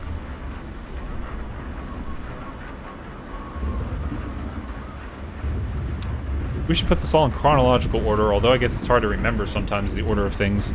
And some of these tapes were made at the same time, where we started one video and then started another in the middle and then came back later, and time is out of joint. It's like sweeping a beach. Oh, wait a minute.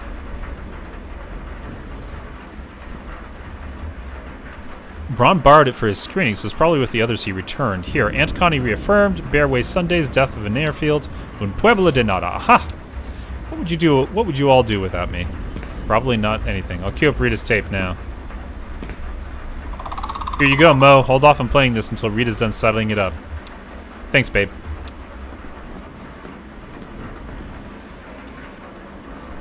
Ready when you are, Rita. Some people that lived here a long time ago, before the company town, before the airstrip, like over 100 years ago. Okay, so I hope you enjoy it. To Emily. Ready, Emily?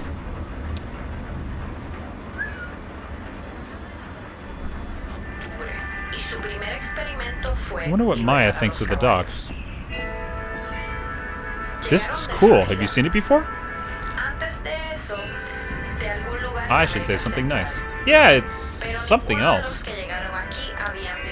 You don't sound convinced. I'm glad you all are enjoying some chicken dinner.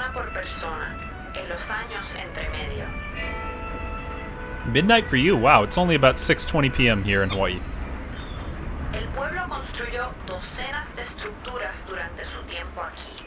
It's not a bad way to learn about history, though.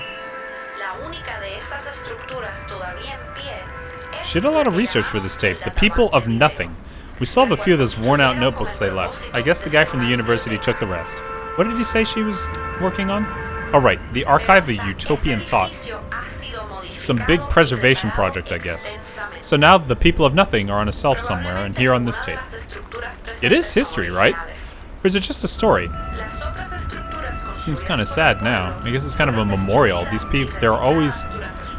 I guess it's kind of a memorial. Those are always sad. A memorial to the people who used to live here. Or is there even a difference? Although, now the tape is just here on a shelf. Every once in a while we dust it off and it shuffles around the airwaves again like an old dog. Sorry, did I say something wrong? Oh, no. Ha, I'm sorry, I just have some weird shit going on in my head tonight. You know what I mean. Sure, it's okay. Sorry I spaced out. Don't worry about it. You should... Oh, should I go sit? Yeah, it's almost over.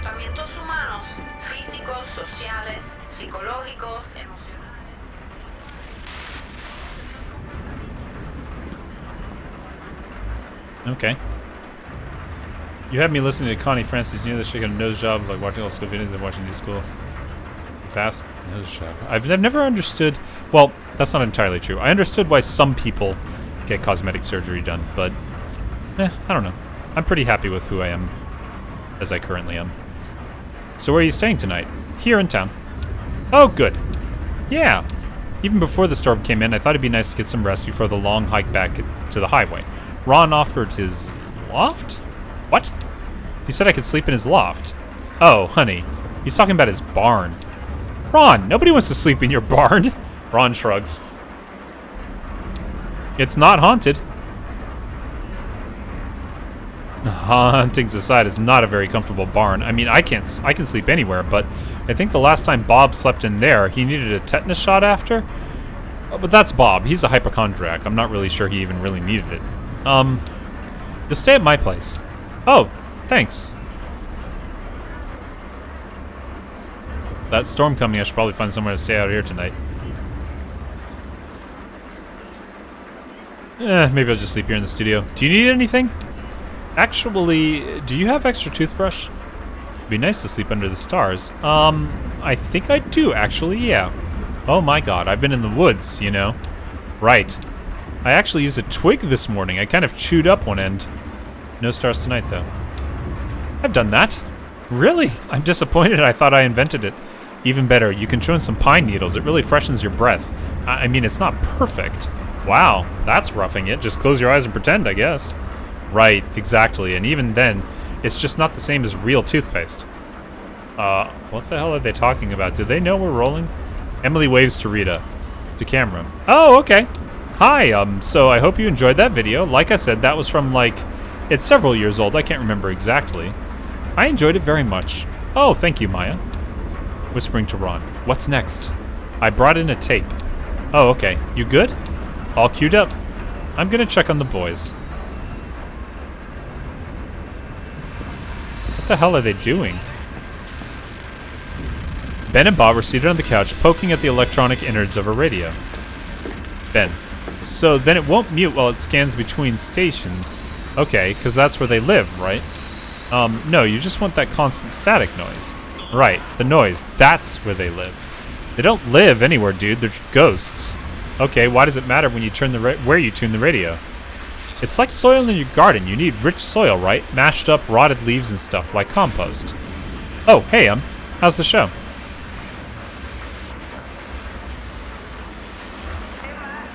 Ben has something stuck in his beard. Oh, you know, it's a piece of food? Actually, maybe it's a leaf. Pretty good progress on the ghost box. Maybe he did it on purpose.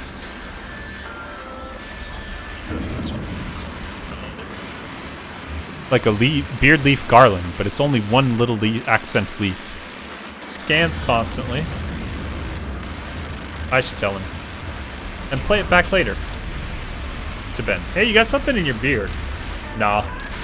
The radio crackles as it scans rapidly across the spectrum. Snippets of voices mix with colored noise and unfamiliar interference patterns. Did you hear that? That was definitely a voice from beyond the grave. Sounded like, I clearly heard dogwood in there. Yeah, kinda. Sounded more like frogwood to me. What the hell is frogwood? Man, I don't tell the ghosts what to say. Did you hear that, Emily? Must have been dogwood. Dogwood, of course.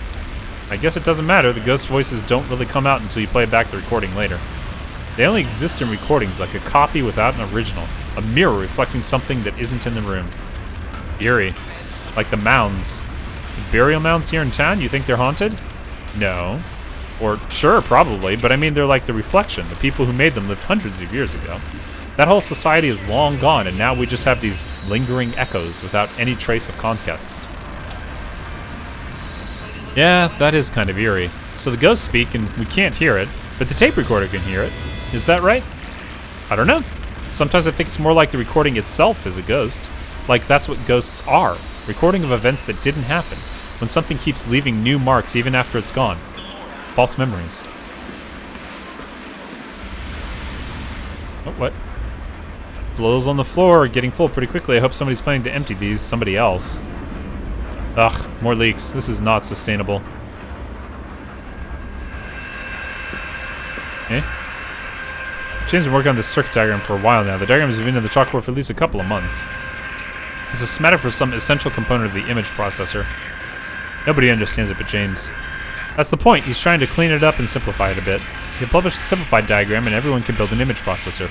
Meanwhile, it's like hieroglyphics in here. The schematic seems to get more eerie the longer James is away. He understands it, which keeps it tethered to the realm of the human. Otherwise, it might as well be lichen. Okay. I love the oscilloscope. You can plug any signal in here and it shows up on the screen. Sound waves, video signals. Even just a weak electrical signal with no other purchase on the senses. You can inspect electronic sounds that are usually too low frequency to detect. Sometimes it takes a little tuning. James used this to show me the guest in our wiring here in town. There's a low hum. Barely even a hum, because it's too slow to be audible. A slow, gentle oscillation that offsets every other electrical signal in town. James hasn't been able to figure out what causes the hum, but it's okay. It's too subtle to cause any real problems for us. It's just there.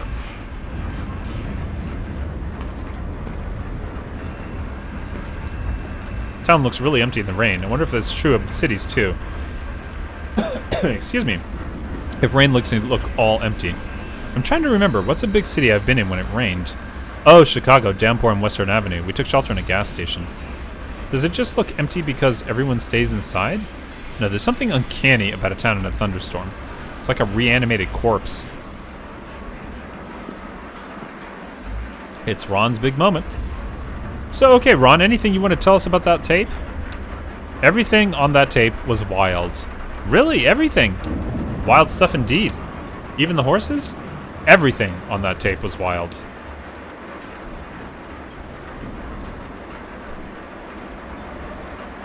I used to tell everyone about this donut shop in Sonora. Donut Party. I told everyone they had amazing crawlers, trying to convince them to stop there with me anytime we were in the area. But the reason it stuck in my head was the name. I just thought it was funny. Were the horses wild? I thought those were the horses here. Oh, the neighbors? We call the horses here the neighbors. No, I didn't recognize that one. One morning on our way back after a late gig, just as the sun was coming up, Ben and Bob and I found ourselves on 65 by the Sonora exit at the prime donut eating hour, so we stopped by. I don't think there are any wild horses anymore. Really? How could that be? Oh, well, they've all been domesticated. Are the neighbors domesticated? We don't own them, no. They're, feral? It wasn't called Donut Party, it was just called Donuts. I said I thought they'd changed the name, but why? And then I noticed there was a party supply store across the street. The donuts weren't even very good. You can see the water puddling on the floor here. But the weird part is, I still fantasize about stopping by the real Donut Party some morning and having one of those amazing crawlers. In fact, the desire has only grown more intense. Oh, right. In your documentary, you said the people who used to live here had freed their horses. Exactly. But you can free your pet cat, but it won't turn back into a panther? Right. That's a kind of haunting, kind of ghost, like Ben was saying. But everything is a ghost around here these days. It's a ghost town with people still living in it. Against all reason. Despite all the pain in this town's history. Oh, I didn't mean to click that.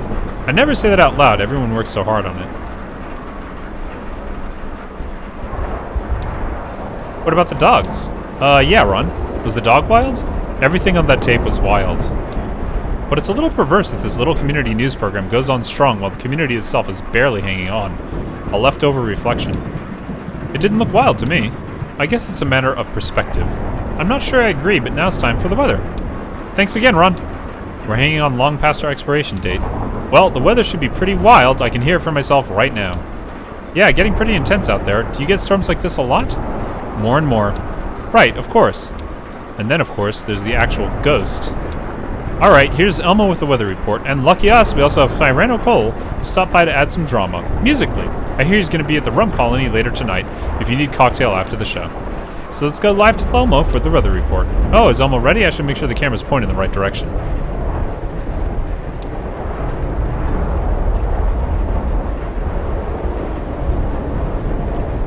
Is that really happening? We're about to get drenched?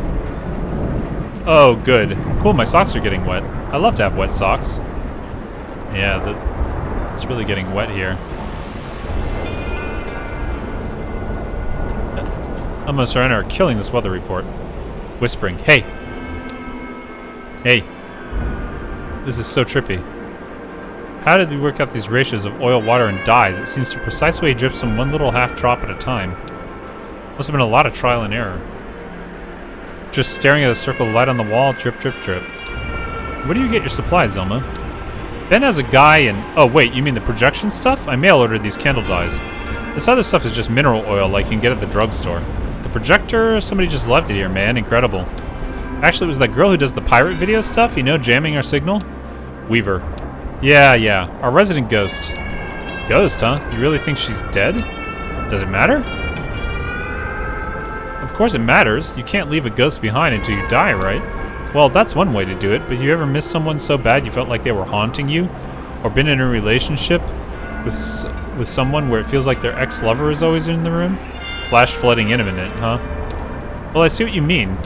Hey, you think she'll get us tonight? It's about time, right? He's right, we're about due. Plus, Saturn's in retrograde. So I hear. Not that she keeps a strict schedule, but it's never longer than a month or two between... Oh, what does Mimi call them? I know they're bad for general vibe around here, but... Can I be honest? Emily nods in mock gravity. I kinda like it when she busts in and take over our signal. It's like a log falling on the road. Reminds you that this all used to be trees. Drowned quarter folks head to the hangar. Interventions, that's what Mimi calls it. It's been going on for a couple of years now. Her performances were cool, though. I never saw her, perform, but I heard about it. Oh yeah, I saw her do it a few times. I was into it. The first time she jammed her signal and showed up on her broadcast, I didn't know who she was. She'd already disappeared when I came in and took over her old job. So for those of you who are just joining in, Weaver is the sister to Shannon, who was in the prior part of the story, and has been kind of this weird, ghostly figure throughout the entire series so far. She did lectures, right? Yeah, you could say that. I thought of them as storytelling sessions. She talked for hours and shuffled through slide after slide of shapes, numbers, weird constellations. Who knows what any of it meant? Everyone was so excited and confused and scared a little, on the defensive. They still are. And this was her projector. Right. I don't know where she got it, though. It still works really well. I got a spare bulb at a resale shop, but I haven't had to use it yet. It's strange. I never think of what she's doing as hostile, really. Sounds like Elmo has the same impression. What happened to the rest of her stuff? I bet her slides are still here in the studio, maybe with the posters? Sherry has all Weaver's old notebooks. I know that. She keeps them in her archive, you know? The big blue filing cabinet. With daisies painted on. Yeah, anyway, the really hard part to find is these two pieces of glass. They have to be paired very precisely.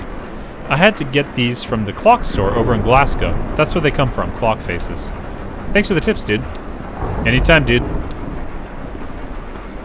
Gosh, is the ceiling falling down on us yet? It's like we're in a foot of water already. Just getting worse. Alright, back to you, Rita. Thanks, Elmo and Kyrano. So next we have a selection from the video databank. You're gonna like this one, Maya. This one's about caves. Ooh. Yeah, local caves. We play this one a lot. It's pretty cool. Telephone rings. Oh, but we have a phone call. Should we get it now or should we wait? We'll get it now, okay? Rita presses a button on the telephone next to her. Hello, WVP. On telephone loudspeaker.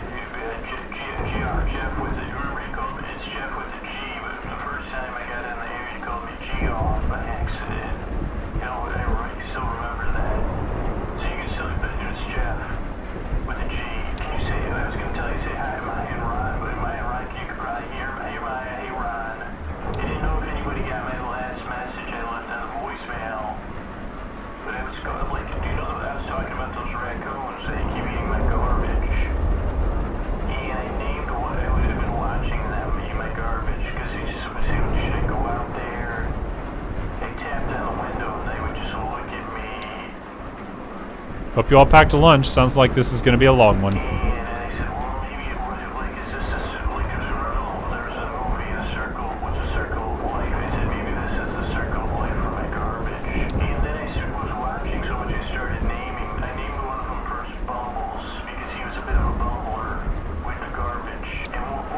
They should be okay if I wander around a bit.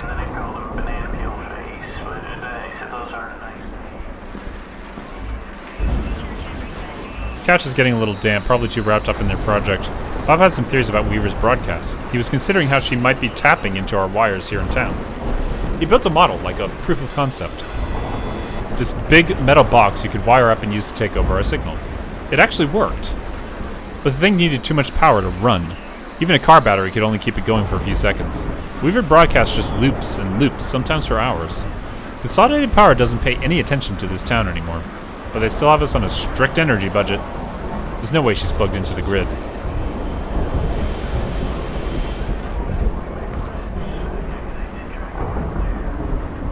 No leaks back here yet. The tapes are safe for the moment. I have a bad feeling the situation won't last.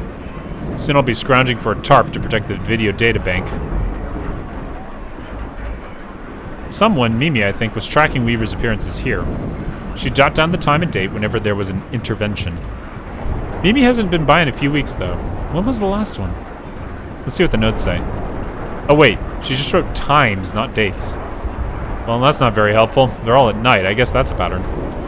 Oh, and here's Ron's recipe for mac and cheese. 6 cups of milk? Decadent. Hey, babe. Hey, babe. Slow-mo crow. A tap and then a chitter. Did you know Weaver? A few caws and a caw. Oh, really? Did you ever see her lectures? Chitters. Sounds amazing. I would have liked to see that. You make her sound so normal. Talk to anyone else and it's like she had a second head. One of our little mysteries, like that out-of-towner. Single enigmatic coup. Need a lunch, but chosen. Audio's coming from the TV or whatever's coming from the game. Sounds creepy as hell. Oh, really? Did you know him well? A couple caws and then a pause as if more are coming, but they never do. Wow, I had no idea. Whistles. So, who do you think did it? A single reassuring chitter. Of course, I hadn't considered that possibility. What a waste. Sad. Well, have fun. I'm gonna see if Jeff is done. A chitter and a caw. Haha!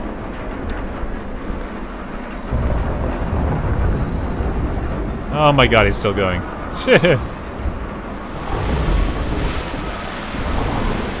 It is really coming down out there.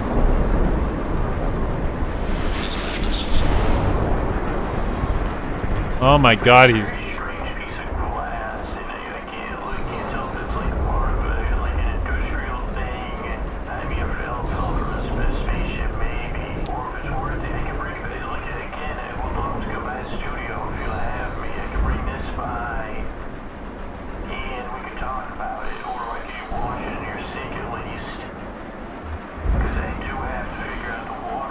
He's asleep. But I don't know where to go because it's a video. Like, how do you go if it's a PO box? Where do you go? And they don't have it like their number again. It's like those.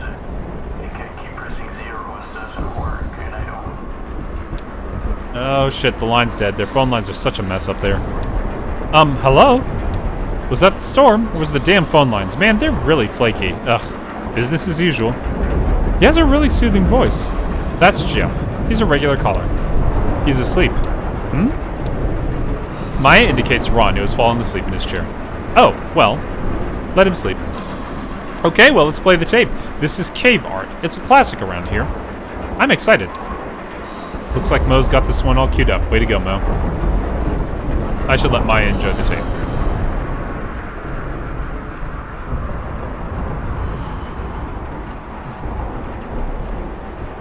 So, if Weaver is a ghost, by some agreed-upon definition and mechanics, that means WEVP-TV is haunted. Should we be doing something about that? Aren't you supposed to, like, have an exorcism or something? I mean, you can't just leave a place haunted. That would be negligence. I'd miss her, though. I guess there are good ghosts and bad ghosts. Like spiders. Good in the garden, bad in the shower. A loud crashing noise from outside wakes Ron up. What the hell? What was that? I'll check it out. Yikes. Should we go help? Oh no, Oh, the tape is over. What did you think? That was great. Yeah, I like that one. Kind of... That sounded pretty close. Oh no, is the power out or is it just the lights? I don't know, I'll take a look. Maybe a fuse blew on a relay or something. Some scared rat chewed a wire. Abandoned ship? Just kidding. Guess I'll take a look around and see if anything's smoking. I have a feeling things are about to get really freaky.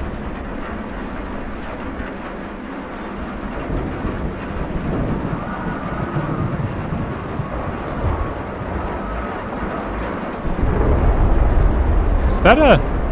No, of course not. Lightning flashes in the dark make it look like a slideshow out there. My summer vacation in the ghost town. They're still picking away at their project in the dark as the storm bears down on us, so what else is new? That's this whole town just whistling along on its way to the grave. Poor thing, she's soaked. Whoa! Are you having trouble with... Oh, I spoke too soon. I thought your power was out. Yeah, it just came back on. Weird. Good, though. You made it in this storm. Oh, I'd never miss the evening broadcast. To be honest, it's the only time I get to share my work.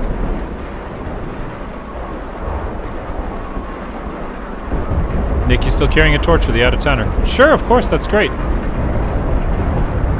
What happened with the power? That was weird, right? The power? Oh, it seems like a normal kind of thing to happen in a storm. Yeah, you're right. I just have an eerie feeling tonight. Well, you know, Saturn's in retrograde, right? It sure is. Well, ready to go? Ready. Some of the studio wiring is in puddles now. That's dangerous, right? Nobody else seems concerned about it. Okay, I'm just gonna pretend I didn't see that. Okay, this ceiling is falling apart. Doesn't bode well for the roof.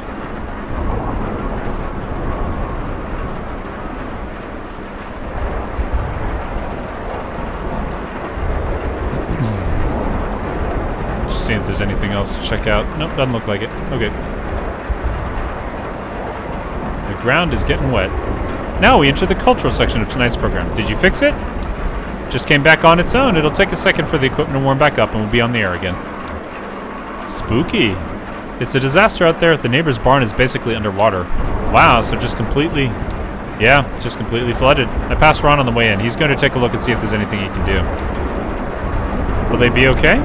Ron knows what he's doing. He used to be a firefighter. It's a little bit different though, right? I guess. Nikki hands some wet paper towels to Rita. Nah, it's only about 6:45 p.m. here. Oh, thanks. Nikki pulls a journal out of her jacket pocket. I brought my work. Oh, good. Nikki reads her poetry. It's a weekly feature on our broadcast. Oh, great. I look forward to hearing it. Yeah, I just hope that we can keep going. We lost power a little while before, right? Better get started then. What the... Did you see that? Do you see that on the ground there? There's a reflection. There was distinctly a reflection that's walking around on the ground there.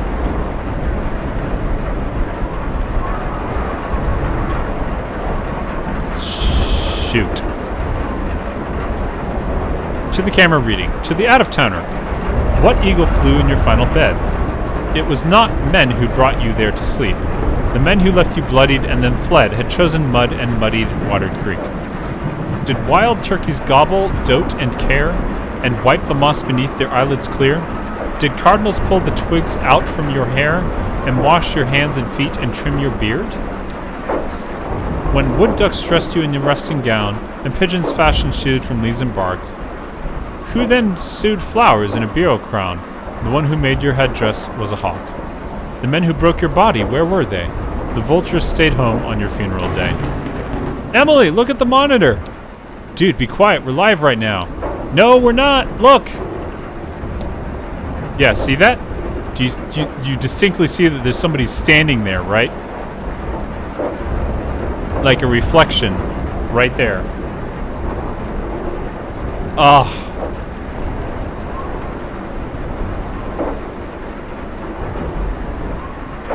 There is That's not our broadcast. Damn, there she is. Elmo was right. What's wrong? It's her, Weaver. Aw, really? Tonight? Sorry about this, Maya. What's going on? Local prankster. She jams her signal every once in a while, whenever the stars align. Prankster? Not the word I would use. Damn, so what do you do about it? Just wait until she's done. We've never been able to stop her from jamming us. We don't even know how she does it. We should be back on in a minute, though. Don't worry.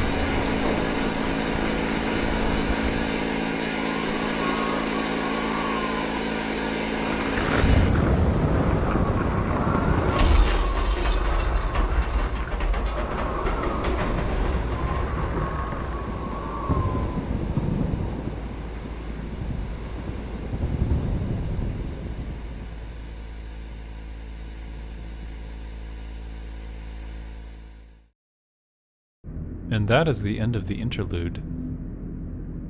Whew.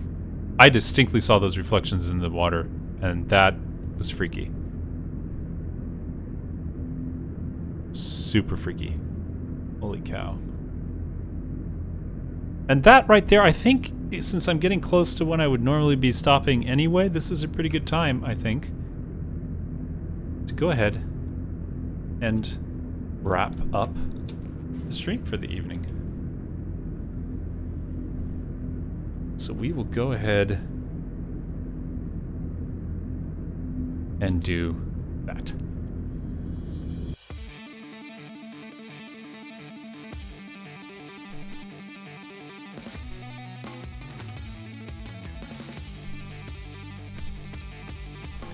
Thank you all so much for joining in for tonight's stream, where we got through the rest of Act 4 for Kentucky Route Zero, as well as the interlude, Un Pueblo de Nada, between Acts 4 and 5. It's great to meet a bunch of new people who stopped on by. Joker's Chosen and the Divergent Collective, thank you guys so much for joining in. And please do stick around, because we're going to throw a raid out to one of our fellow streamers out there. Let's give Queen City Q some love. They are totally awesome, and you should give them all your love and support when we get over to their channel.